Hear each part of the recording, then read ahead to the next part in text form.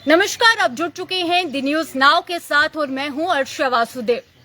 जिस तरह से लगातार हम आपको बताएं, कश्मीर घाटी के अनंतनाग जिले में जो हादसा पेश आया, दीपू कुमार की यहाँ पे बात हो रही है। लक्षित हत्या का शिकार हुए दीपू कुमार, उनके आज परिवारजनों से द न्यूज नाउ की टीम मिलने के लिए आई है। और लगातार हम आपको बता दें कि दीपू कुमार की अगर बात करें, वो 23 वर्षीय थे और अपनी घर वालों को देखते हुए, घर का जो हालात हैं उसको देखते हुए वो काम करने के लिए कश्मीर घाटी की ओर गए थे। और लगातार वहां पे वो एक सर्कस, एक पार्क में काम कर रहे थे और अपने घर का जो है गुसर पुसर किसी तरह से चल रहा था। वहीं पे जिस तरह से लक्षित हत्या की मैं बात कर रही हूँ, कश्मीर घाटी के हालातों की पे बात करते हैं, लगातार जो चीजें वहां पे हुई और फिर एक बार लक्षित हत्या, एक हिंदू को मारा जाता है, एक डोगरे को मारा जाता है। आखिर उसका कसूर क्या था? आखिर उसने किया क्या था? वो सिर्फ अपने घर वालों का पेट भरने के लिए, अपना घर चलाने के लिए वो कश्मीर घाटी की ओर गया था और लगातार वो वहां पे काम कर रहा था और किसी तरह अपने घर को चला रहा था।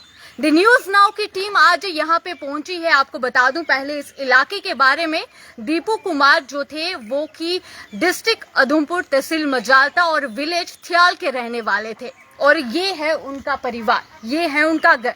आप देख सकते हैं कि कच्चा मकान है, छोटा सा एरिया है। किस तरह से ये लोग यहाँ रहते होंगे, किस तरह से अपना गुजारा करते होंगे। और ये जिस तरह से हादसा पेश होता है कि आतंकी हमला हुआ, दीपू कुमार की हत्या हुई, पर जवाबदेही देने के लिए कोई नहीं आया। ये सिर्फ दीपू कुमार की हत्या नहीं, उनके परिवार की भी हत्या है, क्योंकि उनके घर का जो जिस तरह से रोजगार चलता था, घर वालों को जिस तरह से देखने का सारा कार्य, घर की चीजें, जरूरतों को पूरा करना, वो एक ही ऐसा शख्स था जो घर को चलाता था। बात करें परिवारजनों की, पिताजी यहाँ पे बैठे हुए हैं, बुजुर्ग हैं, किस तरह से घर को चलाएंगे? पहला सवाल। दूसरा सवाल उठता है, भाई है पर देख नहीं सकते, घर कैसे चलेगा? कैसे चलेगा परिवार? दूसरा सवाल। बीवी है जो साथ रहती थी, कार्य करती थी, पर प्रेग्नेंट थी। बहुत से सवाल हैं और हर जगह प्रश्न चिन्ह उठता है। इन चेहरों पे इस समय मायूसी छाई हुई है। जवाब कौन देगा? सरकार ने कहा कश्मीर के हालात बेहतर। सरकार ने कहा आप लोग कश्मीर का रुख कर सकते हैं, G20 का इवेंट, और फिर होती है टारगेट किलिंग। जवाब नहीं मिला, प्रश्न चिन्ह उठते गए। दृश्य अब आपको दिखाऊंगी मैं, इस परिवार के दृश्य दिखाऊंगी, दीपू कुमार के घर के। एक बेटे की मौत, एक ऐसा शख्स मर गया, एक ऐसा शख्स लगातार बताएं कि जिस तरह से वो परिवार से दूर गया काम करने के सिलसिले में और उसे मौत के घाट में उतार दिया जाता है। प्रश्न बार बार उठते रहे, सवाल बार बार उठते रहे, जवाब कौन देगा? तो चलिए आपको पहले मैं मिला दूं इनके परिवारजनों से। और लगातार मैं आपको बता रही हूं कि आज हम आपको द न्यूज नाउ की टीम लेके आई है दीपू कुमार के घर में, और दृश्य पहले हम आपको दिखाएंगे कि किस तरह से ये लोग यहाँ पे अपना गुसर बसर कर रहे हैं, किस तरह से ये घर चलता है और किस तरह से ये लोग यहाँ रहते हैं। आप देख सकते हैं कच्चा मकान है, टीन पड़ी हुई है और मुश्किल हो जाता है इस तरह से इस घर में रहना। और वहीं पे ऐसा परिवार जो सिर्फ एक शख्स के ऊपर डिपेंड था कि वो ही शख्स हमारे घर को चलाएगा और घर चल पाएगा। वहीं पे मायूसी है इनके चेहरों पर, क्योंकि लगातार एक ऐसे शख्स की मृत्यु हो जाती है जो कि इनका एकमात्र सहारा था।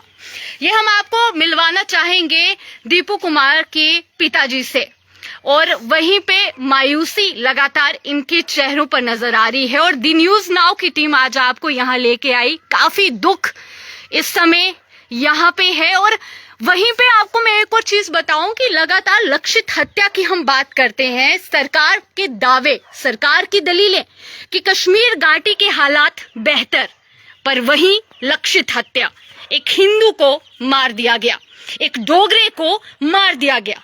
आखिर क्या कसूर था उसका? आखिर क्या किया था उसने? आखिर इस परिवार का क्या कसूर था? वहीं पे आपको मुलाकात करवाते हैं दीपू कुमार की पत्नी से और कोशिश करेंगे कि इनसे बातचीत भी कर सके।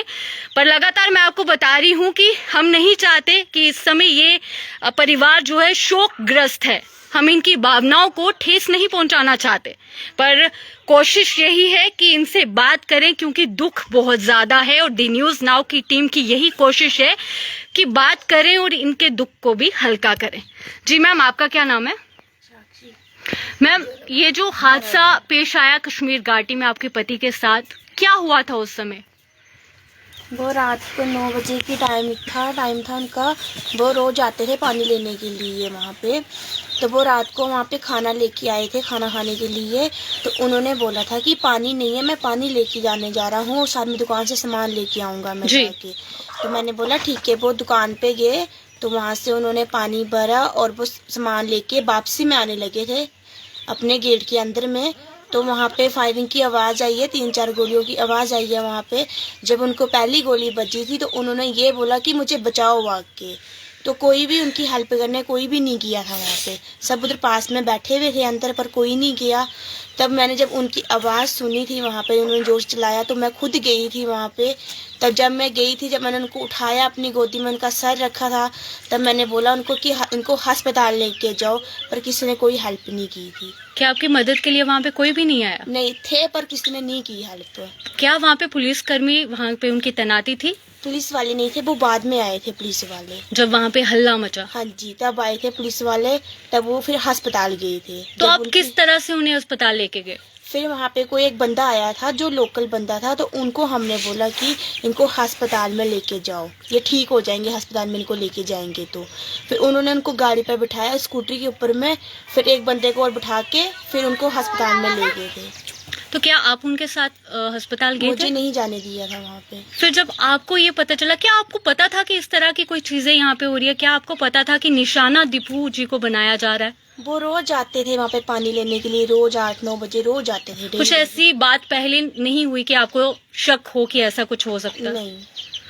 अभी ये इतना बड़ा हादसा हुआ, वहां से आप यहाँ आए, क्या कुछ हालात, और सबसे मुश्किल रहता है ये समय, आपके पास अभी सरकार का कोई यहाँ पे आपसे बात करने के लिए आए?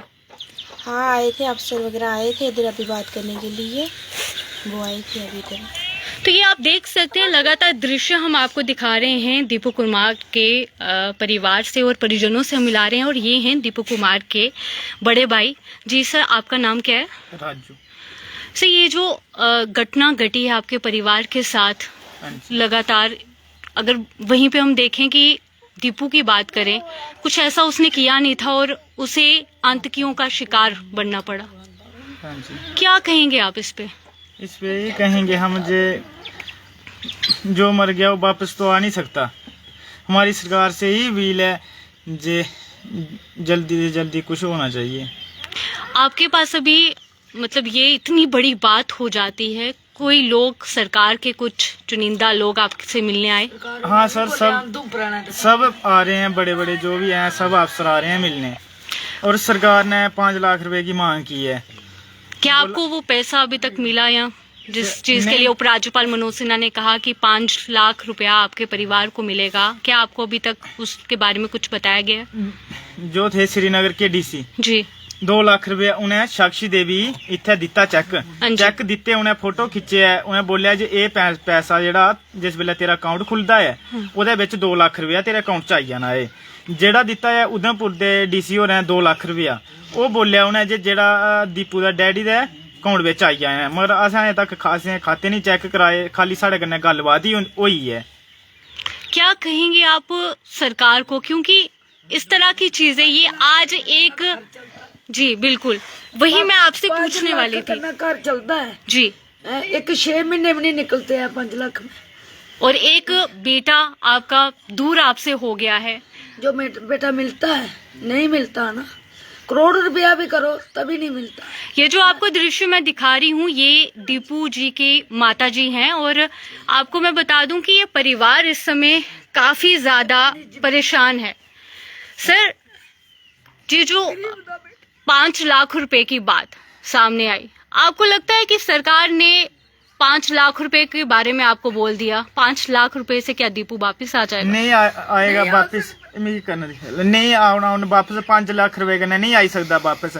साढ़ा यही गुनाह था जे दीपू एक हिंदू हा उसी टारगेट किया गया ते सरकार ने 5 लाख रुपए दी गरीब समझिए अपील की 5 लाख रुपए दी। ते जनाब जिस वेले श्रीनगर विच कश्मीरी मतलब पंडित जिस वेले शहीद होंदे है उस वेले साड़ी मोदी सरकार उन्हें करोड़ करोड़ रुपया दिंदी है, घर रौहने आस्तै मकान दिंदी है, नौकरी दिंदी है। ते सर अस ते हिंदू थे, साढ़े बाड़े साढ़े भरा दी 5 लाख रुपया ही उन्हें कीमत पाई है। और वहीं पे ऐसे हालात, जब परिवार की ये हालात है और वहीं पे दीपू जी की पत्नी जो है वो गर्भवती हैं, और आपको मैं साफ तौर पर दृश्य दिखा रही हूँ कि किस तरह से मायूसी इनके चेहरों में है। और ये दीपू जी के पिताजी हैं। सर क्या कहना चाहेंगे आप? आपको नहीं लगता? तो ये आप देख सकते हैं कि हम आपको साफ तौर पर दृश्य दिखा रहे हैं। ये घर है दीपू जी का। दीपू कुमार एक ऐसे शख्स, ऐसा हिंदू मानो कि काम करने के लिए गए बाहर और वापिस ही नहीं लौट पाए। परिवारजनों से बातचीत हमने की, पर वहीं पे आपको बताऊं कि मायूसी इतनी है, इतनी इनके चेहरों पर, क्योंकि इन्होंने अपना बच्चा खोया है। ये कैसे कुछ बोल पाए, कैसे कुछ बयां कर पाए। और वहीं पे ये है इनका घर। किस तरह से आप देख सकते हैं, सारी की सारी सच्चाई आपके सामने है। किस तरह से ये लोग अपना घर चलाते होंगे, इस टूटे फूटे घर में ये किस तरह से रहते होंगे। बार बार सरकार की तरफ से जिस तरह से दलीलें दी गई कि कश्मीर घाटी के हालात बेहतर, बार बार कहा गया कि कश्मीर में जाकर अब हर कोई अपना घर भी चला सकता है और वहां जाके घूम फिर भी सकता है। अगर वहां के हालात सही हैं तो फिर ये हत्या क्यों, फिर एक बार टारगेट किलिंग क्यों? ये सवाल लगातार सरकार की ओर जा रहे हैं। और इन परिवार की बात करें, इनका यही सवाल है कि क्यों आखिर दीपू कुमार के साथ ऐसा हुआ।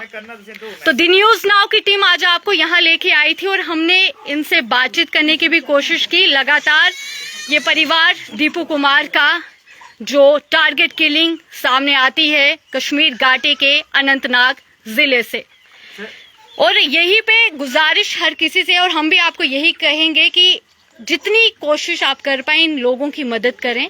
ये परिवार इस समय काफी मायूस है, इन्हें मदद की जरूरत है जी। सर जो जेड़े उधमपुर वाले डीसी साहब न जिस वेले इंदा संस्कार दीपू दा करा दे हे, उन्हें उस वेले बोलिया जे अस 2 लाख रुपया मतलब श्रीनगर वाले डीसी साहब देन, 2 लाख अस देन, 4 लाख हो जाए। बाकी अस इन्हें एक जगह दिन्ने आ जेदे उपर इंदी गरदौरी होई आ, मतलब अपनी जगह दिन्ने आ, इन्हें पक्का मकान बनाई दिन्ने आ और इंदे घरे दे बंदे एक ही नौकरी दित्ती जा। जी सर ये गल हुई डीसी साहब कन्नै। और क्या कहना चाहेंगे अब आप सरकार से, क्या अपील है आपकी? क्योंकि लगातार दीपू अब वापिस नहीं आएगा, पर पैसे जो आपको सरकार की तरफ से मुहैया करवाए जा रहे हैं 5 लाख रुपया, आपको लगता है कि 5 लाख से ये घर चल पाएगा? नहीं चल पाएगा। आप क्या कहना चाहेंगी मैम? नहीं चल पाएगा। तो ये हम आपको दिखा सकते हैं, हम कोशिश कर रहे हैं इन लोगों से बात करने के लिए, पर हम नहीं चाहते कि हम बार बार इनसे बातचीत करें। इनकी आंखों से आंसू थम नहीं रहे हैं, पर यही आपसे अपील करेंगे कि आप लोग भी इनकी मदद करें। और सरकार जो बार बार कहती है कश्मीर के हालात सुधरेंगे, वो हालात सुधरे भी और इस तरह की फिर एक बार दीपू की हत्या ना हो, फिर किसी दीपू को ना मारा जाए। अभी के लिए इतना ही। बाकी अपडेट्स के लिए बने रहिए दी न्यूज नाउ के साथ। धन्यवाद।